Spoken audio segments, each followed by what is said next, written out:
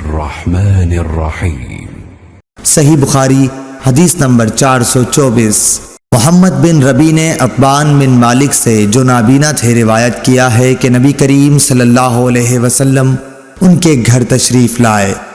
آپ نے پوچھا کہ تم اپنے گھر میں کہاں پسند کرتے ہو کہ میں تمہارے لیے نماز پڑھوں؟ عتبان نے بیان کیا کہ میں نے ایک جگہ کی طرف اشارہ کیا، پھر نبی صلی اللہ علیہ وسلم نے تکبیر کہی اور ہم نے آپ کے پیچھے صف باندھی، پھر آپ نے 2 رکعت نماز نفل پڑھائی۔